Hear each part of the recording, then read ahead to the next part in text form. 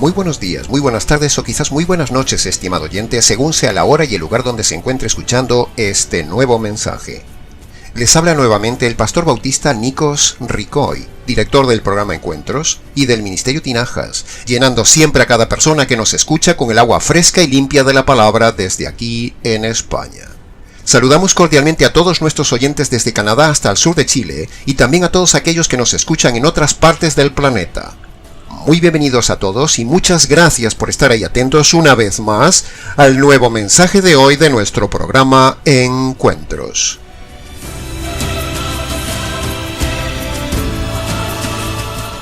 Continuamos hoy, estimado oyente, con el ya octavo mensaje de este estudio que venimos desarrollando a lo largo de todo este magnífico capítulo 2 del libro de Efesios.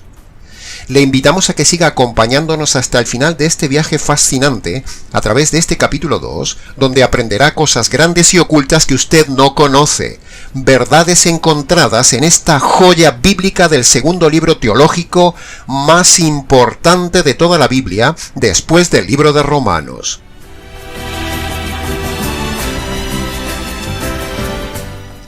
Así que, habiendo dicho esto, permítame entonces en poco más de 30 minutos sumergirme nuevamente con usted en las profundidades coralinas de esta preciosa parte de la palabra de Dios. Kai elton evangelisato eirenen, himintois macrankai eirenen, tois engis. Jotidiantou achomen temprosajogen oi anfoteroi. Engeni neumati proston patera.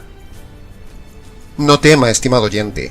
Usted ya sabe que no somos pentecostales. No estamos hablando en lenguas. No hablamos en palabras ridículas sin sentido, sino que lo que he dicho es simplemente el texto en griego, que en nuestra lengua española sería más o menos así. Vino y anunció el evangelio de paz a vosotros que estabais lejos, y paz a los que estaban cerca. Por él tenemos los unos y los otros unidad en el Espíritu y acceso al Padre.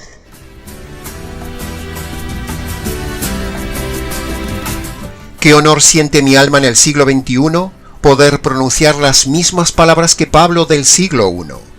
¿Qué honor es también para mí poder tener las palabras del Espíritu Santo para dárselas a comprender?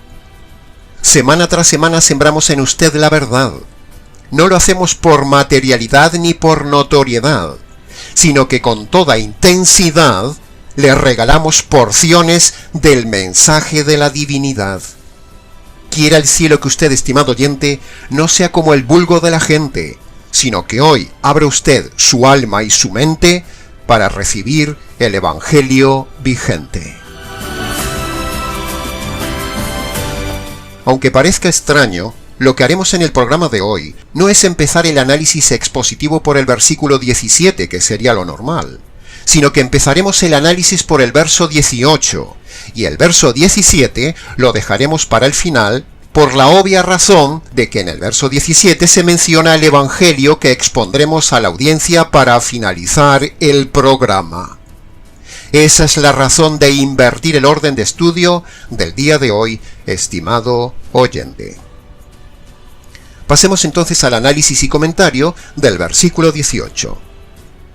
Porque por él tenemos los unos y los otros unidad en el Espíritu y acceso al Padre.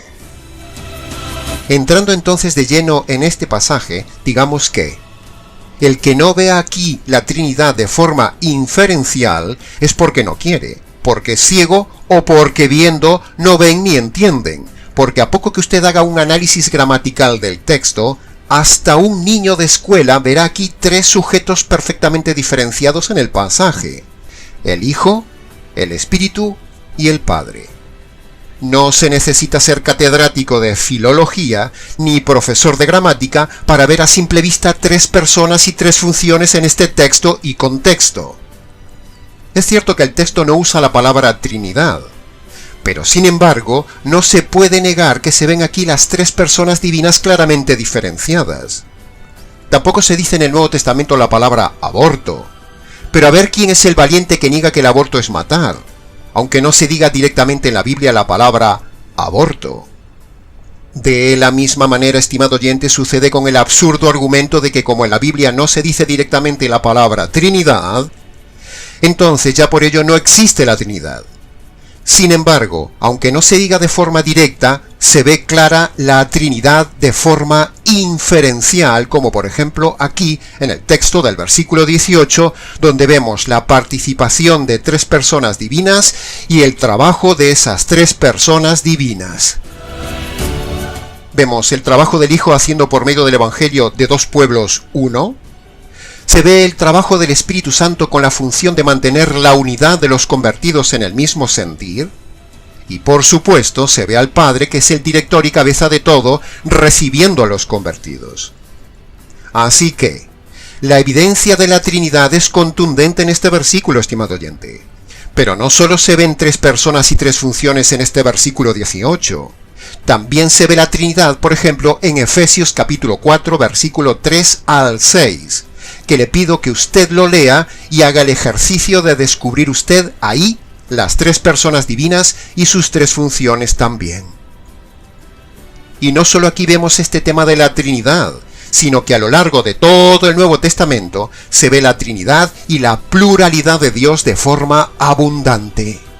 Así que, a ver quién se atreve a derribar esta evidencia a fortiori de varias personas y varias funciones de la divinidad en este versículo 18. Los unicitarios pueden decir lo que quieran, pero la evidencia lógica, la evidencia textual y la evidencia teológica derriban la falsedad unicitaria y muestran la contundente y necesaria doctrina de la pluralidad de Dios. Negar la pluralidad de Dios es ofender a Dios, es pecado. O dicho de otra manera, si usted está en una iglesia unicitaria, usted está ofendiendo al Trino Dios y le espera la condenación eterna. El unicitarismo es una herejía perversa, así que tenga cuidado, estimado oyente.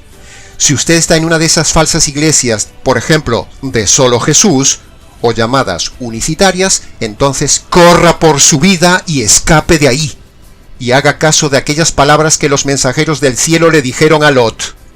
Escapa por tu vida, no mires atrás ni te detengas, escapa, no sea que perezcas allí.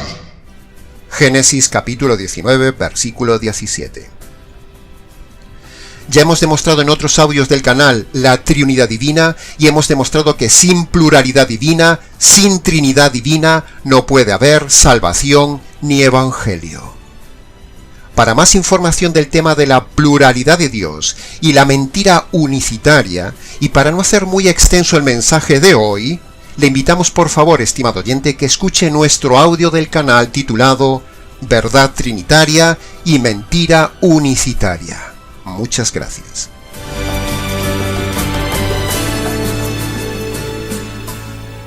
Pasemos entonces ahora al análisis y comentario del versículo 17, que dice: Vino y anunció el Evangelio de paz a vosotros que estabais lejos y paz a los que estaban cerca.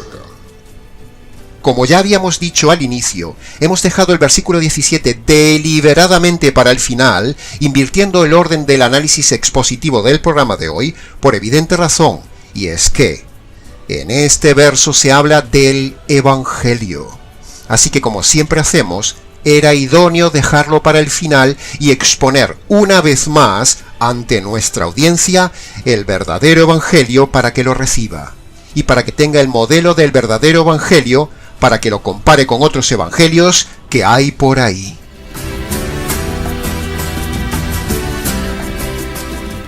En nuestras prédicas, conferencias, charlas, estudios y programas, nunca falta mencionar el Evangelio o exponer el Evangelio, el centro de toda la Biblia.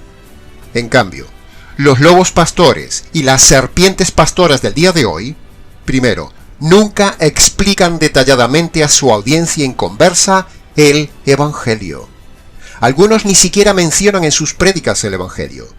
Todo es motivación, moralidad, emocionalismo, música, danzas, cánticos, doctrina de su denominación, bendiciones, búsqueda de la prosperidad y milagros. pero no hay nada del Evangelio. Le invitamos a que haga la prueba, estimado oyente. Tome al azar en la red 10 prédicas de cualquier tema y de cualquier predicador o predicadora.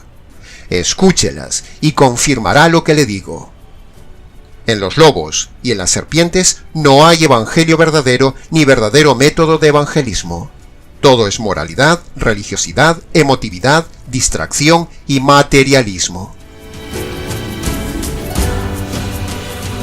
Segundo, otro fallo terrible de los lobos predicadores y las serpientes del día de hoy es que ellos asumen que toda su audiencia son convertidos. Nosotros, por el contrario, asumimos que la grandísima mayoría de nuestra audiencia no son convertidos. Por eso siempre exponemos o mencionamos constantemente en nuestras prédicas el Evangelio o redirigimos todo tema hacia el Evangelio, el centro y cohesión de toda la Biblia.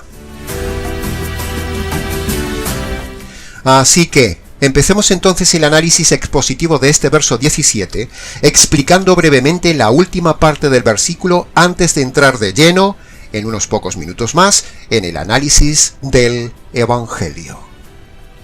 Preguntamos, ¿a quién se refiere con eso de vosotros lejos y los otros cerca? Pues sencillo, estimado oyente. Recordad que Pablo estaba hablando a la iglesia de Éfeso formada por dos grupos, los judíos y los gentiles. A los gentiles es a los que se refiere con eso de estar lejos. Y no solo lo dice por estar lejos físicamente de la tierra de Israel, como en este caso los gentiles de la ciudad de Éfeso que estaban lejos de Israel, sino que también estaban lejos de las promesas, lejos de los pactos y lejos de todo lo espiritual en torno a la salvación, como ya habíamos dicho en su día en el estudio del versículo 12. Por lo tanto, y en resumen, ese vosotros los de lejos se refiere a los gentiles y ese los de cerca se refiere a los judíos, porque ellos, los judíos, siempre han tenido a mano, han tenido cerca todo lo relacionado con la salvación y el Mesías. Entonces, por decir así, en lenguaje popular, es como si dijéramos que los judíos lo tenían todo a mano. Aclarado esto, entremos entonces de lleno en la frase expositiva más importante del versículo 17, la frase más importante de todo el capítulo 2 y el tema más importante de este programa. Y la frase dice, vino a anunciar el Evangelio de paz. En la traducción Reina Valera del 60 y otras traducciones, aunque afortunadamente no en todas, la Reina Valera traduce ahí imperfectamente buenas nuevas, pero el texto griego no habla de buenas nuevas en plural, como si fueran varias noticias, no, sino que el texto griego habla en singular, habla de anunciar el Evangelio, como puede ver usted claramente en la lámina del vídeo. El Evangelio es una palabra singular, por lo tanto, es un error llamarlo buenas nuevas o buenas noticias en plural. La traducción de buenas noticias es bien intencionada, pero es errada. El Evangelio no son varias noticias como ya hemos dicho muchas veces en el canal, sino que el Evangelio es una palabra griega en singular que significa una sola buena noticia, no varias noticias buenas, hablando en plural, no. Cuando algún predicador le diga que el Evangelio son las buenas noticias, usted verá ahí a un predicador doblemente ignorante. Por un lado, por su ignorancia gramatical del léxico griego. Y en segundo lugar, es ignorante por decirle de forma plural, son las buenas noticias. Lo dicen en general, pero no le explican concretamente cuáles son esas buenas noticias. Precisamente hoy, estimado oyente, usted verá cuál es esa única y maravillosa buena noticia concreta para usted. Y también verá cómo se debe exponer esa buena noticia y así usted pueda recibir la verdad y comparar lo que enseñamos en este ministerio comparado con cualquier predicador moderno del día de hoy, bien sea en su iglesia o bien sea en la red, y así usted verá cuánto engañado hay por ahí predicando lo que no es el Evangelio. Hoy llaman Evangelio a cualquier cosa. O incluso, si mencionan la palabra Evangelio en sus prédicas, lo dicen de una forma muy general, sin conocer realmente la profundidad teológica del glorioso Evangelio, ni tampoco desarrollarlo. Así que, preste mucha atención, estimado oyente, en los siguientes minutos a la verdadera exposición del mensaje de salvación por medio del glorioso Evangelio. O sea, preste atención a la buena noticia diseñada en el consejo eterno. Evangelio que probablemente usted nunca haya oído en su vida. Lo haremos en varios puntos y lo pondremos en pantalla para que a usted le sea más fácil seguirnos y entenderlo. Punto número 1. La Biblia presenta el plan de salvación para el hombre como un tema jurídico. Sí, ha oído bien. No se extrañe como se extrañan muchos cuando decimos esto, que se llevan las manos a la cabeza. La Biblia lo presenta así, de forma jurídica, sencillamente porque la salvación tiene los mismos elementos jurídicos básicos que vemos en una corte de justicia. Detenga el vídeo y vea los elementos jurídicos en la lámina del vídeo.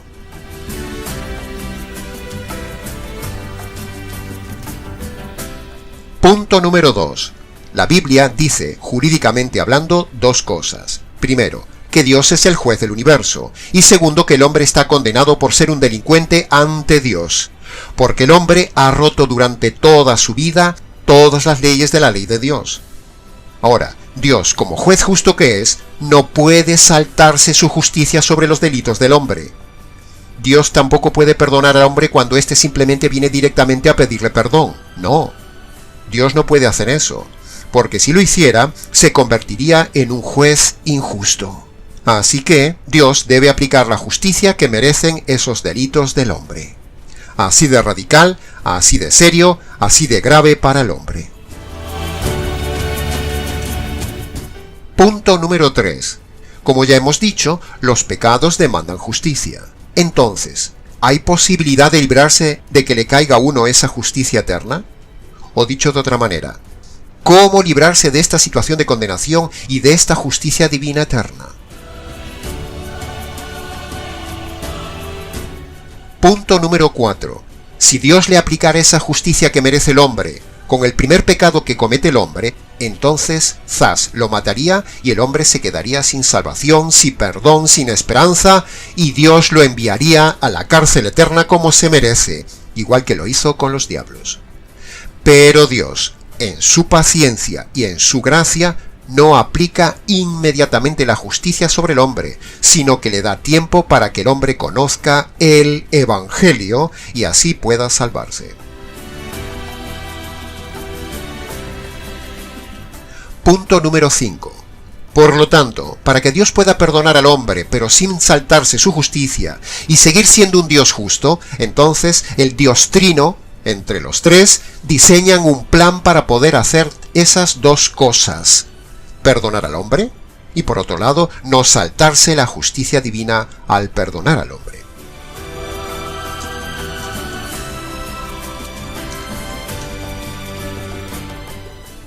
Punto número 6. Ese plan de salvación donde se pueda perdonar al hombre y a la vez Dios satisfaga su justicia para que Dios siga siendo juez justo, bíblicamente hablando se llama el Evangelio, o dicho en otras palabras, la buena noticia. Entonces, pastor, díganos ya de una vez cuál es esa famosa buena noticia. Estimado oyente, la buena noticia, de forma concreta, es esta. La justicia divina que merece el hombre delincuente por sus delitos, por sus pecados, por sus injusticias, esa justicia cayó sobre un hombre inocente. Esa justicia cayó sobre el Señor Jesús en la cruz, para que esa justicia no caiga sobre el hombre delincuente. ¿Lo ha entendido, estimado oyente? Se lo voy a repetir.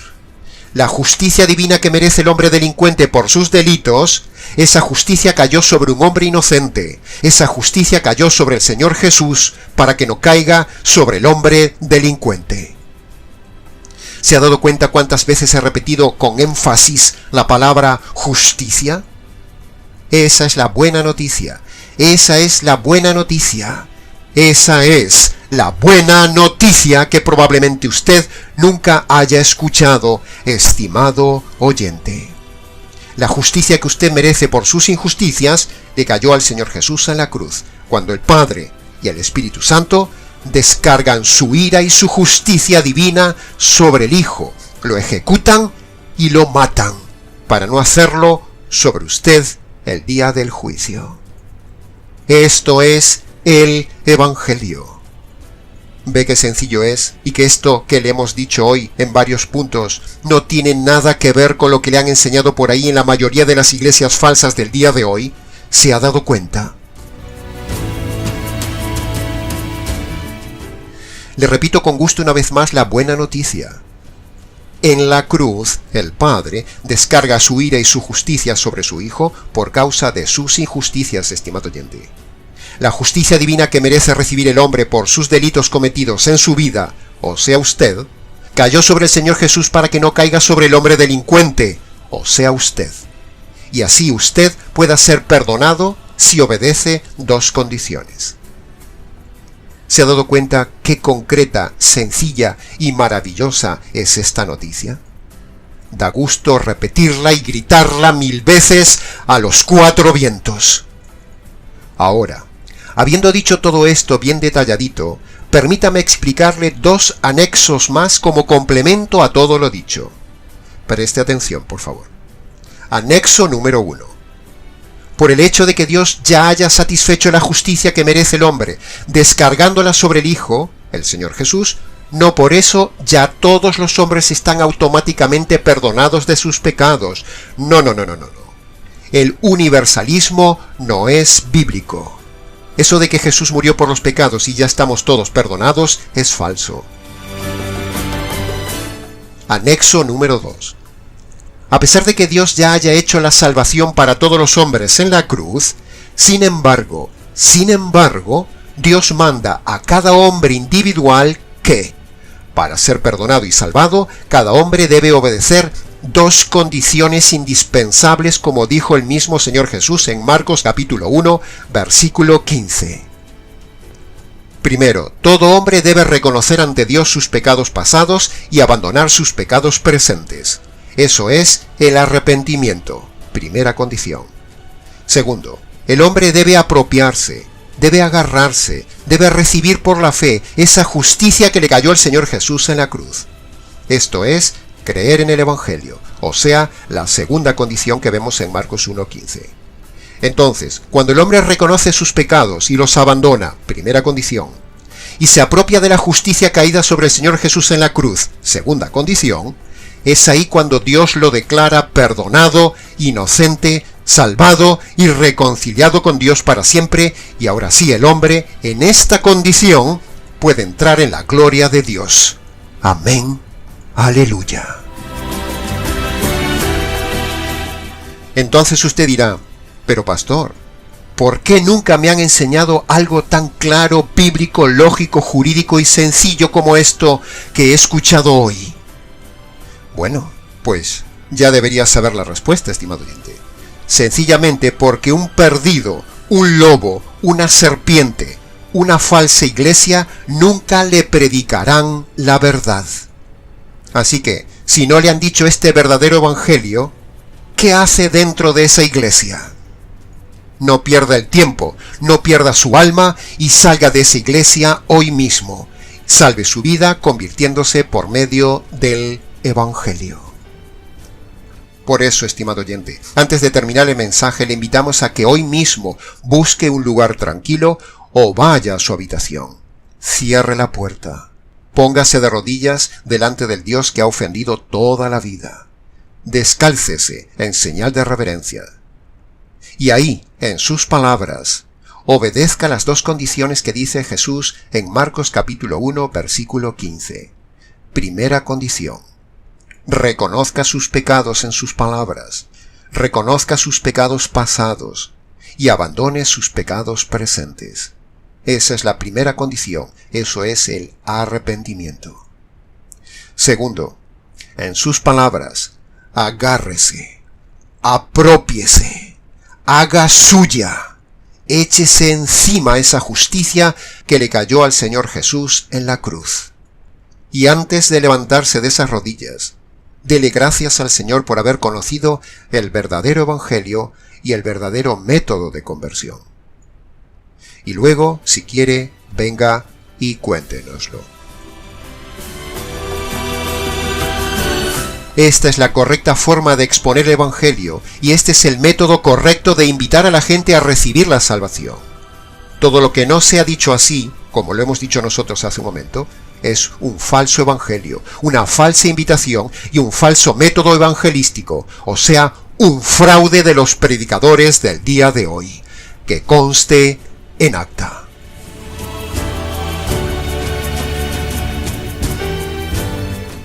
Ahora, compare esta exposición correcta del evangelio jurídico que ha oído con lo que predican los lobos y las serpientes que usted puede ver por ahí. Haga el esfuerzo, se lo ruego. Busque su predicador favorito. Elija al azar cualquier predicador o busque un predicador famoso de la red. Analice el evangelio que predica incluso el pastor de su iglesia. Y si todos esos no predican el evangelio tal como lo ha oído hoy, entonces confróntelos, porque son engañadores y márchese de ese lugar. Porque son ciegos, guía de ciegos, y ambos, lobo y cabra, irán al abismo eterno, o dicho en otras palabras, al horror eterno. Como adelanto a ese ejercicio de búsqueda que le hemos pedido que haga, mire lo que nosotros mismos hemos encontrado al azar en internet simplemente con un ejemplo entre miles. Escuche un momento este audio de un lobo manipulador usando el invento falso de la oración de fe. Escuche. Nos resta por hacer una sola cosa. Quiero que haga esto y dígale al Señor, entre en mi corazón en este día. ¿Desea hacerlo usted? Entonces voy a componer una sencilla oración de fe. Y quiero que mientras yo la hago, allí usted donde está sentado la haga conmigo. Repita con todo su corazón, en quietud y reverencia inclinemos nuestras cabezas para orar y hablar con Dios. Oremos. Amado Dios, yo también reconozco que soy pecador y te suplico, entra en mi corazón, Señor Jesús. Gracias, Jesús, por tu muerte en la cruz. Si usted ha hecho esta oración conmigo y la ha hecho de todo corazón y la ha hecho muy suya, quiero felicitarle por hacer una decisión valiente e importante en su vida. Entonces quiero rogarle que allí donde usted está, levante su mano derecha así como yo lo hago. Levante su mano en alto. Dios le bendiga, Dios le bendiga. Hay alguien más, Dios le bendiga. Venga aquí adelante, por favor. Cristo le ama. ¿Se ha dado cuenta de lo que decimos, estimado oyente? ¿Le resulta familiar lo que ha oído de este hombre? Pues todo esto que ha oído es falso. Argumento número 1. Jesús nunca predicó este método de la oración de fe. Argumento número 2. Nunca vemos a los apóstoles predicar este método de oración de fe en todo el libro de los Hechos. Nunca. Argumento número 3. Nunca vemos en todo el Nuevo Testamento que se enseñe este método de evangelismo de repetir una oración de fe. Nunca. Argumento número 4. Nunca vemos que Pablo aconseje a Timoteo, a Tito o a cualquiera de sus ayudantes en el ministerio a que apliquen este método americano de la falsa oración de fe para la conversión. Nunca. Conclusión: este hombre, como miles de predicadores más, está engañado y está engañando a las personas. Tal como dice 2 de Timoteo capítulo 3, versículo 1, versículo 5 y versículo 13. En los últimos días vendrán tiempos peligrosos donde habrá hombres con apariencia de piedad, pero en realidad están lejos de ella. Apártate de ellos. Hombres malvados y embaucadores que irán de mal en peor, engañando y siendo engañados. Este versículo encaja perfectamente con este errado predicador que hemos escuchado y con los miles y miles que, como él, engañan a la gente con eso de repetir la oración de fe. Y si usted ha caído en el engaño de repetir una oración de fe, entonces sepa que usted aún no se ha convertido, aún sigue perdido. Este pasaje del verso 17 nos ha brindado hoy, una vez más, primero, la oportunidad de enseñarle la verdadera forma de exposición del plan de salvación jurídico. Segundo, nos ha permitido mostrarle concretamente la buena noticia. Y tercero, nos ha permitido mostrarle el verdadero método de invitar a las personas a la conversión. Todo lo dicho hoy ha sido un auténtico mensaje completo para usted, estimado oyente. Aprovéchelo. Y para terminar, mire lo que dice el Señor en 2 de Corintios capítulo 6, versículo 17 a propósito de este tema. Salid de en medio de ellos, y apartaos de ellos, dice el Señor.